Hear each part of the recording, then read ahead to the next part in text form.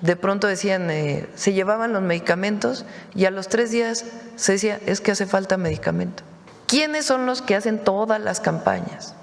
Pues estas empresas, que ya no se ven beneficiadas, porque se acostumbraba que llegaba la farmacéutica directo al centro de salud a convencer a un médico o a un director o a algún hospital de que ese era el mejor medicamento posible y por haber, a veces incluso con colusión con algún servidor público en el sistema de salud, y se pedía ese medicamento que en realidad era 7 veces más caro y que daba exactamente los mismos resultados o menos resultados que otro. En el caso de los oncológicos igual.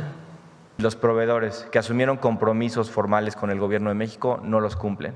A los que nos estén escuchando ahora les pedimos que se tomen en serio los compromisos que han hecho y que le queden bien a los pacientes de nuestro país con quienes se comprometieron a entregar. Los principales proveedores de medicamentos que no nos han entregado, en orden de cuánto han incumplido su contrato. Algunos tienen poquitas piezas, pero son importantes, y otros tienen cantidades muy grandes. Tenemos proveedores como Bioequis Integral que no han entregado una sola pieza de lo que les ha pedido, 100% de incumplimiento. Laboratorios como Productos Farmacéuticos Herral, que han incumplido el 87% de lo que les hemos pedido, es decir, les hemos pedido 170,000 piezas y han incumplido prácticamente 150,000 de ellas. Comercializadora y distribuidora de consumibles médicos, 83% de incumplimiento. Comercializadora USIN, 83% de incumplimiento. Y vean esta, por ejemplo, Abastecedora Higiénica de Sonora. Les hemos pedido 3 millones de piezas y no han entregado de esas 2.4 millones. Si ustedes ven los números importantes de que el sector requiere 180 millones de medicamentos al mes, pues que alguien no entregue 2,5 millones, sí te hace la diferencia entre que haya abasto en ciertos lugares y otros no.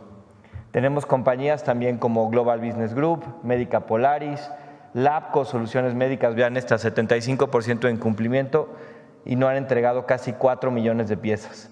Discalab, Grupo Médico Castro Díaz, que ha incumplido 2.2 millones de medicamentos. Gelpharma, que es un importante, que tiene medicamentos de especialidad, que ha incumplido el 67%, 108,000 piezas incumplidas de medicamentos de alta especialidad.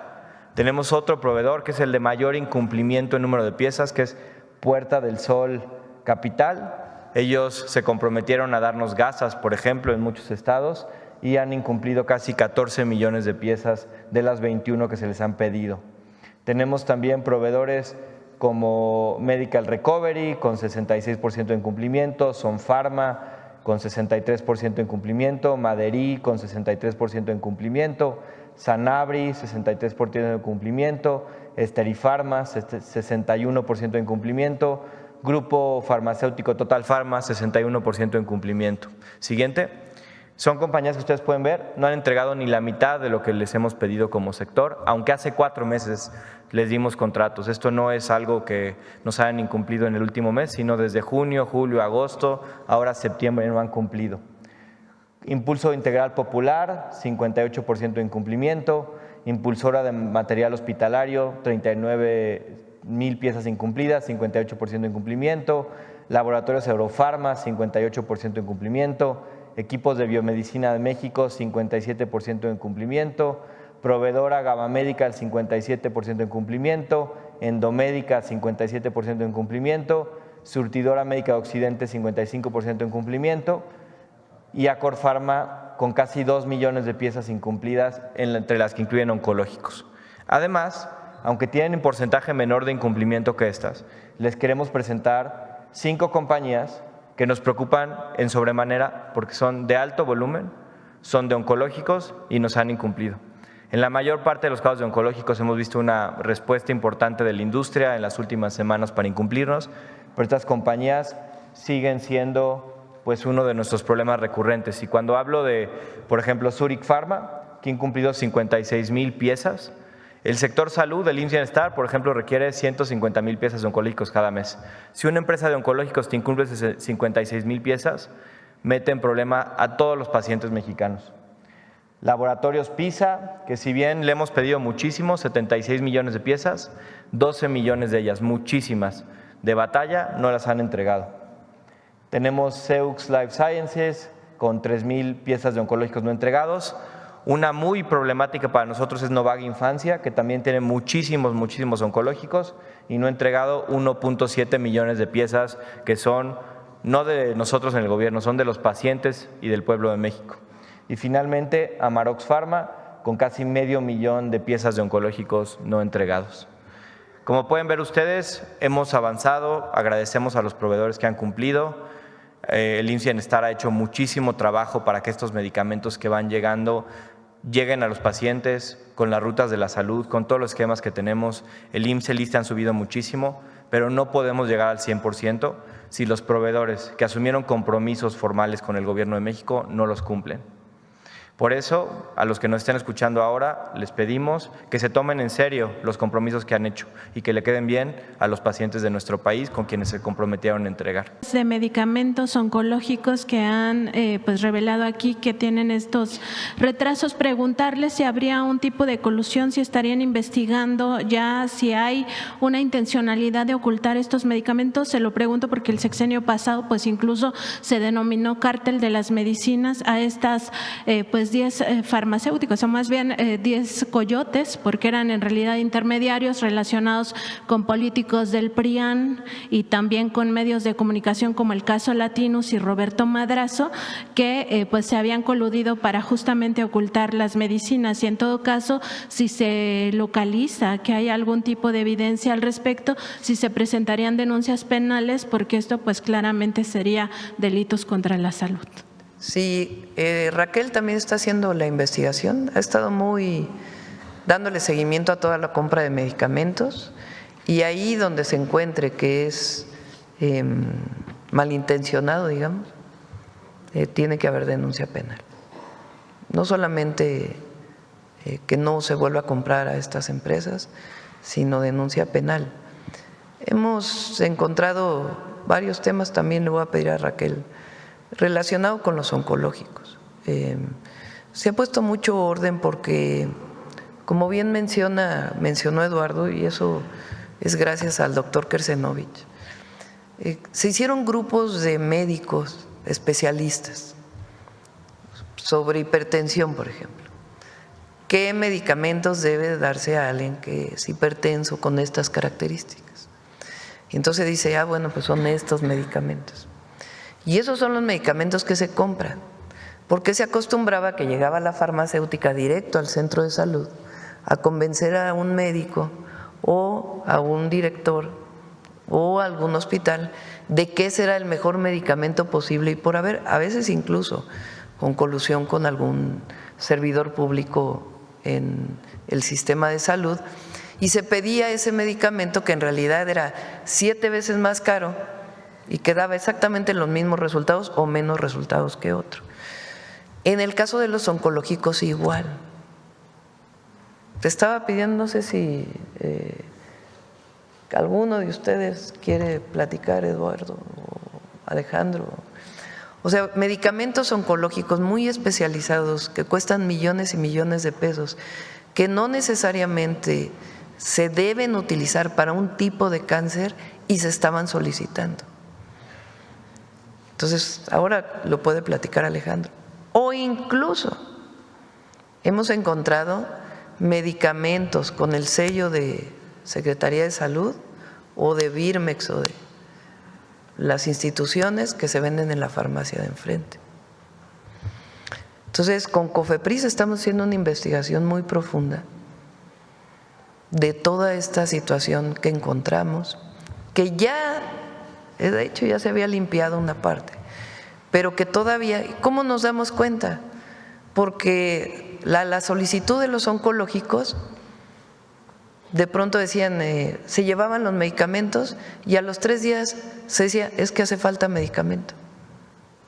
Pero ya se acaba de llevarse 3 días. Entonces, todo ese trabajo, no sé quién quiera comentar sobre eso. Ándale, Martí. Ellos saben más. Ahí nada más comento lo siguiente. En la búsqueda de los medicamentos, pues se ha hecho un esfuerzo enorme de equipo Y entonces, por ejemplo, compartimos la información de medicamentos que faltan, que no han llegado, y se han hecho ejercicios como estos de subasta inversa que ha mencionado la presidenta, para buscar que se obtengan los mejores precios de ciertos medicamentos con las empresas directamente. Ahí logramos avanzar mucho, pero hubo un caso de un medicamento que se ofrecía en 20,000 pesos la unidad, la pieza, y en la subasta inversa bajó a 4,000, lo cual quiere decir todo el margen que se estaba llevando originalmente. Entonces, creo que esas son informaciones importantes. Hay otro caso, me parece que es el de la bleomicina, es un medicamento que estaba a un costo en los años pasados y ya en estos días 7 veces más.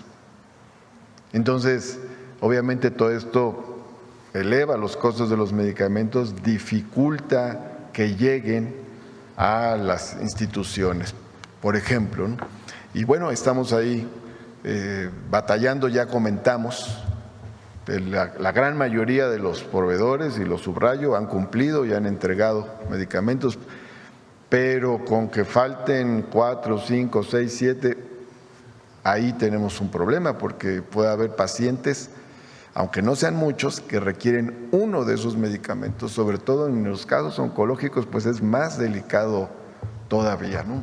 Porque con un paciente que esté buscando, que necesite ese medicamento y no está llegando por la morosidad de un proveedor, pues ahí ya tenemos un problema con un paciente, con la gente. O sea, es que no es que le fallen a la institución, pues es que hay personas que necesitan ese medicamento para sobrevivir. Entonces, pues ahí hacemos un llamado a las empresas a que tengan no solo un perfil comercial, sino también humano.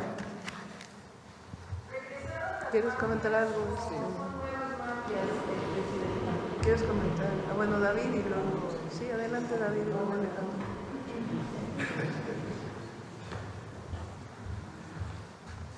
Sí, como comentaba la presidenta, en los centros de salud, por poner un ejemplo, habían en el consumo promedio mensual, que es el catálogo de medicamentos que utiliza un centro de salud por mes, como su nombre lo dice, 17 antihipertensivos diferentes, de diferentes formulaciones y de diferentes mecanismos de acción.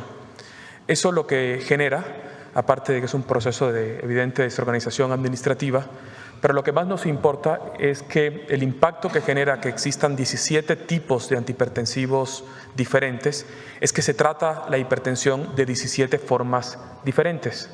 Por eso es de vital importancia, yo diría, es una política muy estratégica la que hizo la Secretaría de Salud con la publicación de los PRONAM. Porque hoy en el catálogo de medicamentos del IMSS Bienestar no hay 17 antihipertensivos. Están los 2 que están descritos en el PRONAM y que son los mejores para tratar esta enfermedad.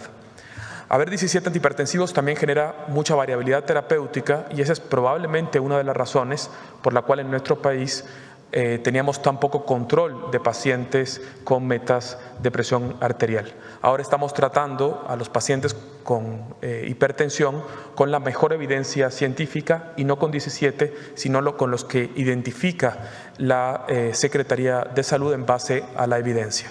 Lo mismo ocurría en los demás grupos terapéuticos, en diabetes, en enfermedades reumatológicas y por supuesto que también ocurría en la atención de los padecimientos oncológicos.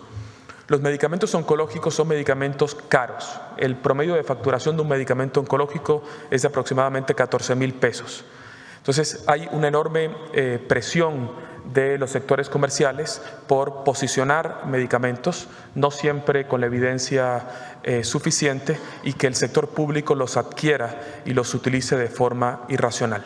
La Secretaría de Salud también ya publicó una lista de medicamentos esenciales oncológicos, aquellos medicamentos que aseguran que todos los pacientes reciban el mismo tratamiento. En medicina no existe en la práctica médica la libertad de cátedra. El médico no puede tratar las enfermedades como quiera. Debe de tratar las enfermedades como dice la evidencia que se tratan estas patologías. Y esa evidencia es la que nos aporta la Secretaría de Salud. Entonces, eso lo que nos va a permitir es que tratemos a todos los hipertensos de una forma homogénea, basada en ciencia, y también a todos los pacientes oncológicos. Que todos los niños que tengan una leucemia puedan tener la tranquilidad, sus familiares, de que está recibiendo el mejor protocolo descrito y el más actualizado, que es el que se está entregando en las rutas de la salud y el que soporta la evidencia la Secretaría de Salud.